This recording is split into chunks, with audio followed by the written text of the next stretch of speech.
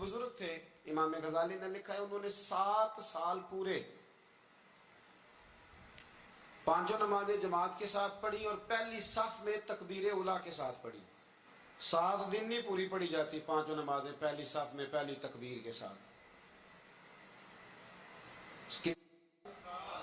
7 पहली सफ में तकबीर उला कहते हैं, इमाम ने अल्लाह अकबर कहा पहली तकबीर में, तो हमने भी साथ ही अल्लाह। पहली सफ में 7 साल तक पांचों नमाजें तकबीर उला से, बहुत बड़ा कारनामा है, बहुत बड़ी बात है। मतलब बंदा यहां से उठ के आते, वुजू करते, कोई मामला आ गया, कोई मतलब उसको हाजत हो गई इस्तंजा वुजू की, तो वो टाइम निकल जाता है। कई दफा ऐसे होता है। 7 साल पूरे नमाज पढ़ी, तो कहते हैं 7 साल के बाद ना एक दिन 8वां साल लगा हुआ था, तो बुजुर्ग फरमाते हैं मैं जरा लेट हो गया, तकबीर उला तो मिल गई पर पहली सफ ना मिली, तीसरी सफ में जगह मिली। बुजुर्गों के तकवे देखिएगा। फरमाते तीसरी सफ में मैंने नमाज पढ़ी तो मेरे दिल के अंदर ख्याल आया, यार लोग क्या सोचेंगे कि इतना अच्छा इसका रिकॉर्ड था, पहली सफ में ये नमाज पढ़ता था, तो आज तीसरी सफ में लोग क्या सोचेंगे। फरमाते हैं जब ये लफ्ज जुबान पे आया तो मेरा ज़मीर बोल पड़ा, जब ये सोच दिल में आई तो मेरा अंदर तड़प उठा, छम छम मेरे आंसू निकलने लगे, मैं रोया। और फरमाते हैं लोग चले गए और मैं नफल पढ़ता रोता रहा। मैंने कहा अल्लाह, मुझे यूं लगता है वो 7 साल तक पहली सफ में जो नमाजें पढ़ता रहा वो तो लोगों को दिखाने के लिए पढ़ता रहा। फरमाते मैंने 7 साल की नमाजें कज़ा पढ़ी, कज़ा नमाजें पढ़ी, इसलिए कि मुझे समझ आई कि वो नमाज अल्लाह की रज़ा के लिए नहीं थी, वो तो बंदों को रिकॉर्ड बनाने के लिए थी। तो मैंने वो 7 साल की नमाजें कज़ा पढ़ी। और फरमाते हैं अब दोबारा से जब मैं जाता हूं तो फिर मैं अपने दिल पे गौर करता हूं कि पहली सफ तकबीर उला पर, यह बता नीयत क्या है, ये बता कि तेरा इरादा क्या है। शेख सादी फरमाया करते थे, तेरे वजूद का किबला तो सीधा है, दिल के किबले की भी बात बता। तेरे वजूद का किबला दुरुस्त है पर दिल के किबले की भी, हाँ खुदी का सिर्रे नेहा ला इलाहा इल्लल्लाह, खुदी का तेग फिसा ला इलाहा, यह दौर अपने इब्राहीम की तलाश में है।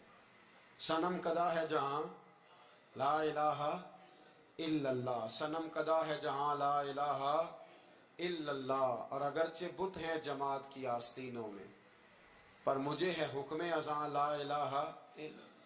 तो ये जो हमारा मिजाज है ना लोगों को दिखाने का, बताने का, सुनाने का, शेख अबुल अब्बास मरसी फरमाते कि मुझे कई दफा महबूब करीम अलैहिस्सलाम का दीदार नसीब हुआ।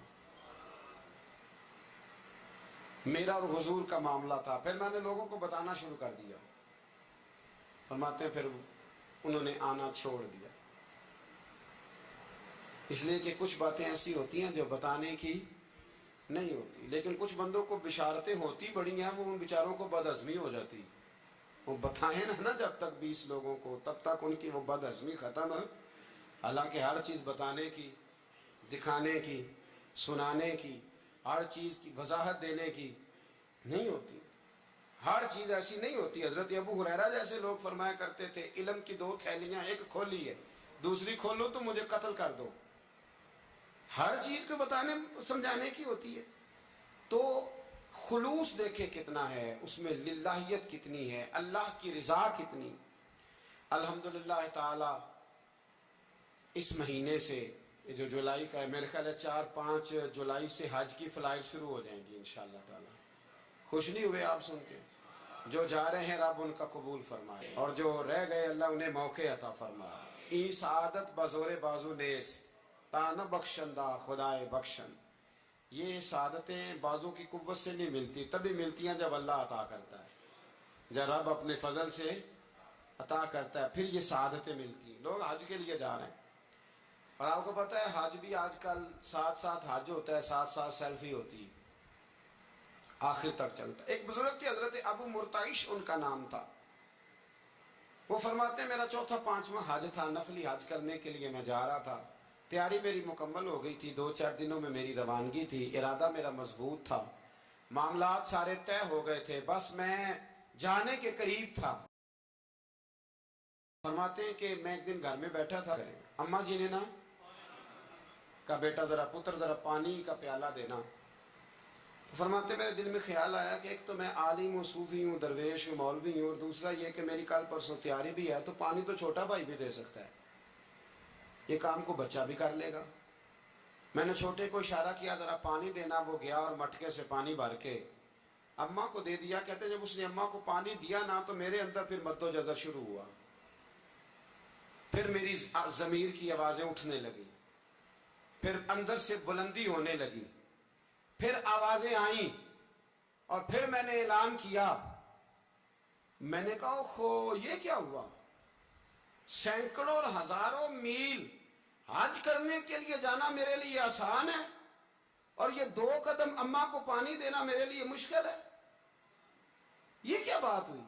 حالانکہ حج کرنے سے بھی اللہ نے راضی ہونا تھا, اور اماں کو پانی پلانے سے بھی اللہ نے راضی ہونا تھا. پر یہ میں کس جگہ کھڑا ہو گیا ہوں کہ سینکڑوں میل اور ہزاروں میل جا کے حج کرنا میرے لیے آسان ہے, لیکن پانی بھر کے لانا میرے لیے مشکل ہے. چند قدموں کے فاصلے پہ مٹکا پانی کا پڑا ہے.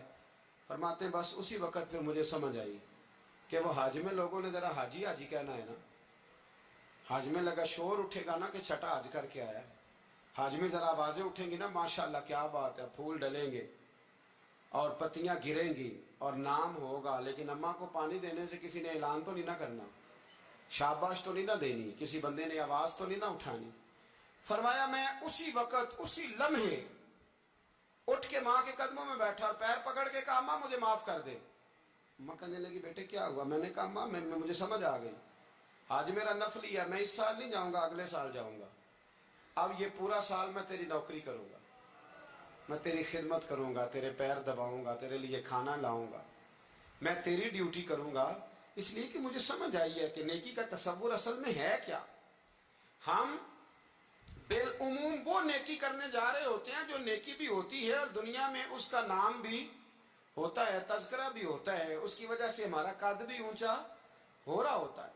حالانکہ نیکی کا تصور تو بڑا چھوٹا سا ہے, کل معروف صدقہ, مسکرا کے ملنا بھی نیکی, رزق حلال کما کے بچوں کو کھلانا بھی نیکی, گلی سے پتھر اور کانٹا اٹھا دینا بھی نیکی. پر ہمیں تو کوئی لمبی چوڑی نیکی چاہیے, کوئی بڑی نیکی چاہیے. اس لیے بہت سارے ایسے لوگ ہیں جو نیکیاں ان کی پہنچ میں ہوتی ہیں وہ نہیں کرتے.